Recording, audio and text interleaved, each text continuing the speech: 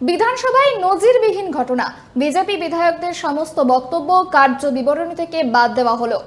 ঘটনার সূত্রপাত বুধবার হলেও বৃহস্পতিবার তার চরম সংঘাতের রূপ নেয় যখন মন্ত্রী চন্দ্রিমা ভট্টাচার্যের জবাবি ভাষণ না শুনে কক্ষ ছাড়েন বিজেপি বিধায়কেরা। দেখুন। বৃহস্পতিবার বিধানসভায় নজিরবিহীন ঘটনার সাক্ষী থাকল রাজ্য রাজনীতি। বিল দেরিতে আসার অভিযোগ তুলে বিজেপির মুখ্য সচেতক শঙ্কর ঘোষ আগেই জানিয়েছিলেন মন্ত্রীর বক্তব্য তারা শুনবেন না। এই বিধানসভায় এটা প্রায় ভিত্তিতে দাঁড়িয়ে গেছে যে একটা বিল প্রায় শেষ মুহূর্তে বিরোধীদের কাছে দেওয়া হয়, পরের দিন 24 ঘন্টাও হাতে থাকে না, তারপরে সে আলোচনা করতে পারে। এবার এই ব্যবস্থা গণতন্ত্রের পক্ষে সঠিক। গতকালই আমাদের মাননীয় বিরোধী দলনেতা শুভেন্দু অধিকারী মহাশয় এই ব্যাপারে প্রতিবাদ জানিয়েছেন। পাশাপাশি আমিও একটা স্পিকার সাহেবকে এই ব্যাপারে চিঠি দিয়েছি।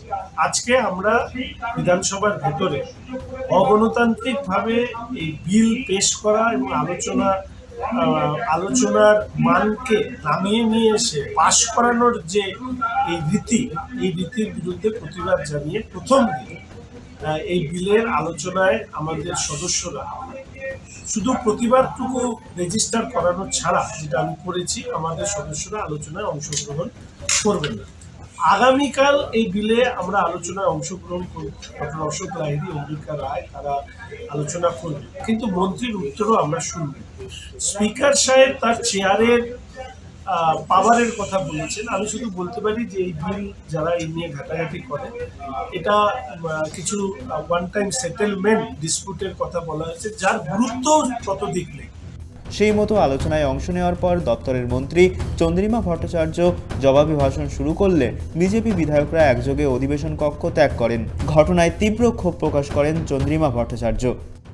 স্পিকার সাহেব তখন তার আলোচনা করতে সম্মত হন, সাথে যুক্ত করেন যে এই বিষয়টি ভাইরাল হয়ে গেছে বলে আলোচনা করতে দিয়েছি। তাহলে স্পিকার সাহেবের এই যে দ্বিচারিতা, এই যে স্পিকার সাহেবের শাসকের প্রতি আনুগত্য, এই যে স্পিকার সাহেবের দলের প্রতি আনুগত্য, এই আনুগত্যের মুখোশ খুলে দেওয়ার জন্য আজকে এই প্রতিবাদটা রেজিস্টার্ড করা ছিল বলে উচিত ছিল বলে আমরা মনে করি। স্পিকার সাহেব আমাদের সম্পূর্ণ বক্তব্য এক্সপাঞ্জ করেছেন। আরে স্পিকার সাহেবের কাছে তো এইটুকুই আমরা জানতে চাই, যিনি মুখ্যমন্ত্রীর হাম্পিং ডাম্পিং শব্দকে মান্যতা দেন বা এক্সপাঞ্জ করতে 50 বার ভাবেন, মুখ্যমন্ত্রীর বক্তব্য সন্ত্রাস মিশন নাকি একটা বললেন, 100টা বক্তব্য আমরা যখন উঠে দাঁড়িয়ে এমনকি মাননীয় প্রধানমন্ত্রীকে মোদির বাচ্চা বলার পরেও, আমি বারবার চিৎকার করার পরেও ওনার বিধায়করাই বলছে আমরা ভেবে দেখব যে এটাকে এক্সপান্ড করা হবে কিনা। যে স্পিকার সাহেবের নিজের মেরুদণ্ড সম্পর্কে অনেকে প্রশ্ন তোলেন, সেই স্পিকার সাহেব আমাদের বক্তব্যকে এক্সপান্ড করলেন কি করলেন না। এমনকি আপনারা জানেন বিরোধী দলনেতাকে কয়েকবার 8 বারের বেশি সাসপেন্ড করা, তার বিরুদ্ধে প্রিভিলেজ আনা, আমি সহ অন্যান্য বিরোধী বিধায়কদেরকে সাসপেন্ড করা, এমনকি বিশ্বনাথ কারক বিধানসভার অভ্যন্তরে উপস্থিত না থাকা সত্ত্বেও তাকে সাসপেন্ড করে স্পিকার সাহেব যে ইতিহাস। এটা তো একটা অসংসদীয় ব্যাপার যে আপনি অ্যালিগেশন করবেন, অভিযোগ করবেন, কিন্তু সেই অভিযোগের জবাব শুনবেন না। তাহলে কি মানে হয়? একটা মানে হয় যে আপনি ভয় পেয়েছেন, জানেন যে আপনার কোনো ওই যুক্তিগ্রাহ্য কোনো অ্যালিগেশন নেই, তাই আপনি ভয় পাচ্ছেন। আর না হলে অকারণে এই ধরনের অসৌজন্যমূলক কাজ করছেন, অপমান করছেন যে সরকার পক্ষকে, এটা কখনোই উচিত নয়। দেখলাম যে আবার সেই একই স্ট্যান্ড রেখে বেরিয়ে গেল। তো নিশ্চিতভাবে আমরা প্রতিবাদ করলাম, আমি প্রতিবাদ করেছি, আমার সাথে সরকার পক্ষে সবাই প্রতিবাদ করেছে। আমাকে যদি জবাব দেবার কথা বলেন আর জবাবটা না শোনেন, তাহলে এর থেকে অসৌজন্য কিছু হয় না। বিষয়টিকে দুর্ভাগ্যজনক বলে আখ্যা দেন বিধানসভার স্পিকার বিমান বন্দ্যোপাধ্যায়। একই সঙ্গে আলোচনার সময় বিজেপি বিধায়কদের সমস্ত বক্তব্য মুছেও দেন speaker.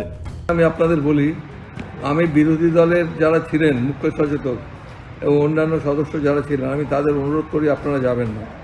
It is also a shear disrespect to the chair যখন আমি চেয়ার থেকে ওদের বলছি যে আপনারা বসুন, মন্ত্রী উত্তর দেবেন, তারা আমাকে ইগনোর করে তারা যেভাবে বেরিয়ে চলে গেল, এটা আমাদের rules of procedure and conduct of business under rule 325